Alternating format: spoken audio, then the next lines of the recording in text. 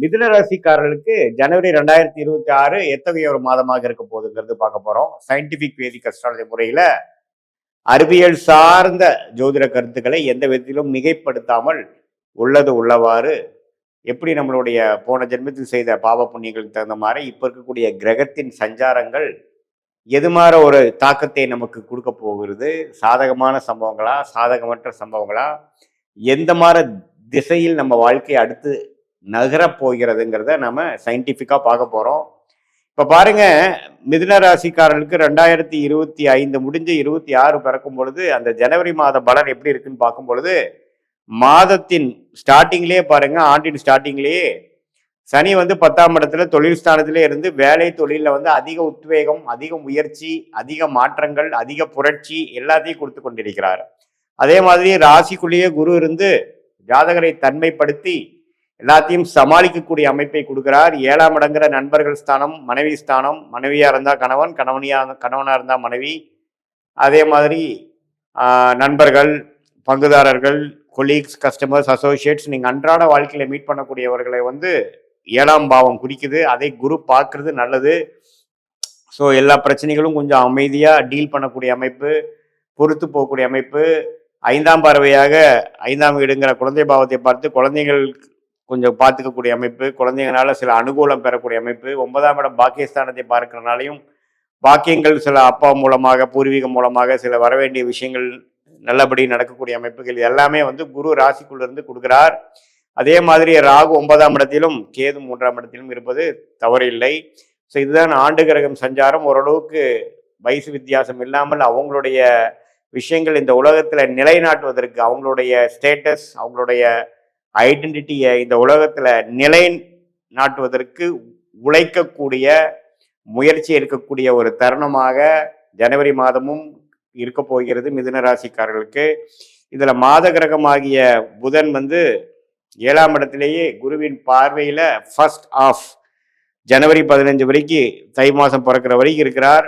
அதே சம்பரி புதன், சூரியன், கேது, புதன், சூரியன், செவ்வாய், சுக்கிரன் எல்லாமே 7ஆம் இடத்துல இருந்து ராசியை பார்த்து குருவின் பார்வை பெறுவது என்னன்னா, குடும்பத்துல வந்து அந்த விட்டு கொடுத்து போகக்கூடிய அமைப்புகள், கணவனா இருந்தா மனைவி, மனைவியா இருந்தா கணவன், கொஞ்சம் விட்டு கொடுக்க போகிற அமைப்புகள் தேவைப்படும்.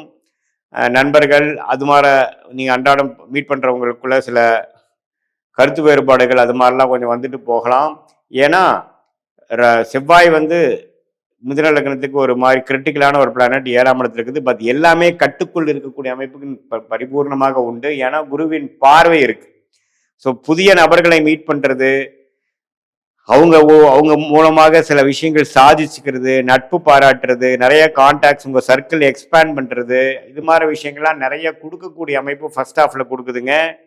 நல்ல ஒரு அமைப்பு தான். தொழில் விஷயமா இருந்தாலும் சரி, வேலை விஷயமா இருந்தாலும் சரி, அடுத்தடுத்து வாழ்க்கையில போகக்கூடிய அமைப்புகள் உண்டு.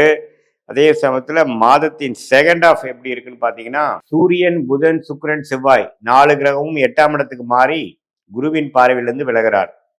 ஸோ அந்த அமைப்பு எப்படின்னா, கொஞ்சம் உடல் உபாதைகள், சீனியர் சிட்டிசன்ஸ்லாம் கொஞ்சம் கேர்ஃபுல்லாக இருக்கக்கூடிய அமைப்பு தை மாதத்துக்கு அப்புறம் கொஞ்சம் வருது.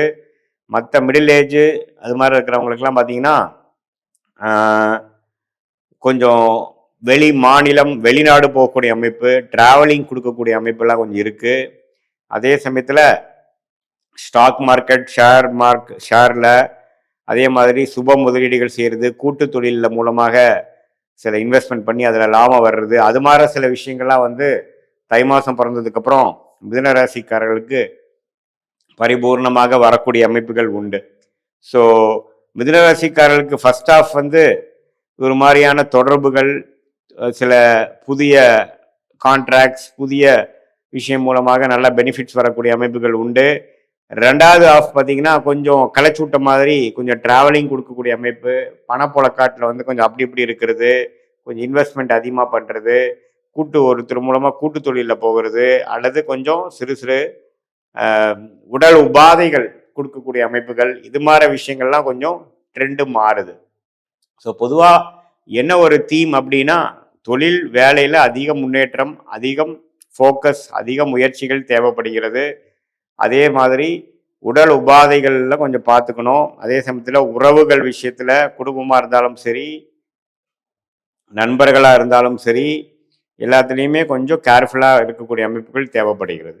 ஸோ இதுதான் பார்த்தீங்கன்னா, மிதுன ராசிக்கு வந்து ஓவராலா மாதத்தின் முதல் மா ஆண்டின் முதல் மாதம் வந்து ஓரளவுக்கு வந்து ஜனவரி மாதம் 2 பிரிவா நம்ம பிரிக்கலாம். இது வந்து பொதுவான பலனே தவிர, உங்களுடைய ஜென்ம ஜாதகத்தை நீங்க எப்படி இப்போ எந்த நேரத்தில் எந்த தேதியில பிறந்தீங்க வச்சு உங்க ஜாதகத்தை பொறுத்து நீங்க எந்த லக்னத்துல பிறந்தீங்க, அந்த லக்னாதிபதி எப்படி இருக்கிறார், அந்த தசாபுக்திகள் போய் கொண்டிருக்கிறது வந்து யோகமா இருக்குதா அல்லது பிரச்சனைக்குரிய அமைப்பா இருக்கா, எந்த தசை நடக்கிறது நல்லது, இப்போ என்னுடைய தசநாதனும் புக்திநாதனும் கோச்சாரத்துல எது மாதிரி அமைப்புல இருக்கிறாருங்கிறதெல்லாம் நம்ம ஒருங்கிணைத்து வச்சு பார்க்கும் பொழுது சயின்டிஃபிக் வேதிக் அஸ்ட்ராலஜி முறையில இன்னுமே துல்லியமான பலன்கள் நாம எடுத்து உங்களோட அடுத்த வரக்கூடிய காலகட்டங்கள் எப்படி இருக்கு, எது மாதிரி முடிவுகள் நீங்க எடுக்கலாம், எந்த மாதிரி விஷயங்கள் வந்து உங்களை கவனமா இருக்கணும், வெளிநாடா வெளி மாநிலமா,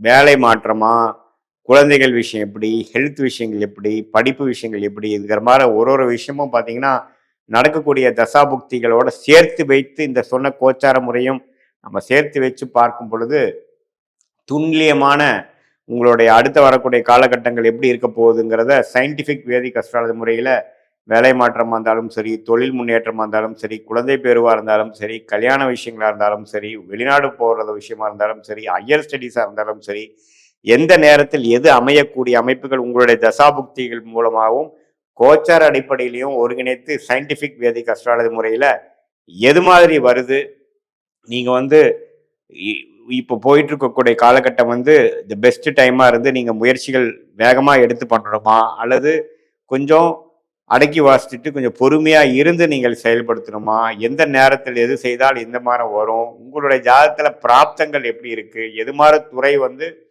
உங்களுக்கு லக்கியாக இருக்குது, லாபத்தை கொடுக்கக்கூடிய அமைப்பாக இருக்குது, எது மாதிரி லைனில் போனால் நமக்கு வெற்றி பெற முடியாது, அது உங்களுடைய பாஸ்ட் லைஃப்லேயே நம்ம பேசுகிறப்போ உங்களுக்கு தெரியும். இது எல்லாமே வந்து நம்ம சயின்டிஃபிக் வேதிக் அஸ்ட்ராலஜி முறையில் ஜாதகம் போட்டு இந்த சொன்ன இந்த சனிப்பயிற்சி, குரு பயிற்சி, ராகு பயிற்சி எல்லாம் சேர்த்து வைத்து நம்ம பார்க்கும் பொழுது நீங்கள் உங்களுடைய பிராப்தம் என்ன, உங்களுடைய ஜாதகம் என்ன சொல்லுதுங்கிறத கிளியராக நம்ம அண்டர்ஸ்டாண்ட் பண்ணி அதுக்கு தகுந்த முடிவுகளை எடுத்து அந்தந்த நேரத்தில் நீங்கள் செயல்படுத்துவேனால் வாழ்க்கையில் எளிதில் வெற்றி பெற முடியும் என்று சொல்ல விரும்புகிறேன். மீண்டும் மற்றொரு காணொலியில் சந்திப்போம்.